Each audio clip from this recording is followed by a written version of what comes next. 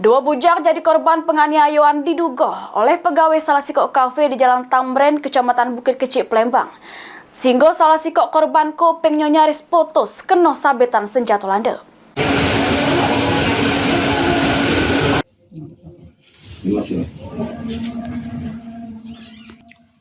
Terbaring di rumah sakit Bari Palembang, dua bujang jadi korban pengeroyokan pas berada di salah sikok kafe yang berada di Jalan Tamrin, Kelurahan Talang Semut, Kecamatan Bukit Kecil, Palembang pada Kamis dalu. Kedua korban yakni M. Nur Hidayat, warga Marayu, Kecamatan Ilir Barat 2 Palembang ngalami luka memar di badan, sama M. Tegar, warga Lorok Pak Jo ngalami luka robek di kupingnya.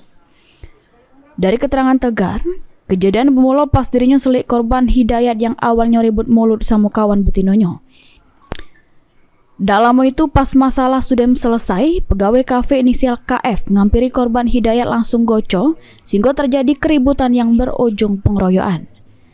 Selik kawannya dikeroyok, dirinya nyoba melerai, namun bukannya selesai, dirinya malah dibawa oleh sekitar 6 wong ke lantai 2 kafe tersebut. Di sanalah Tegar dikeroyok sampai kupingnya nyaris putus akibat kena senjata tajam sama badannya memar-memar.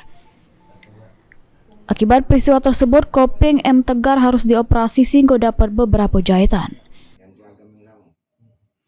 Ketika saya datang sana, Hidayat udah dikeroyok dan terguling. Saya berusaha melerai dan saya dibawa orang tidak dikenal.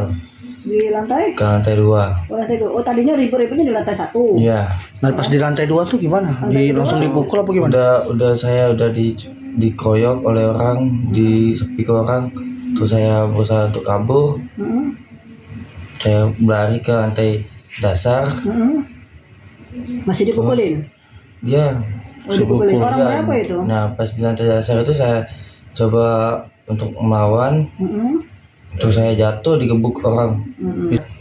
Orang 6, 5, ya gitu. Pelakunya ya? Itu pakai senjata tajam ya? Itu luka? Luka, putus?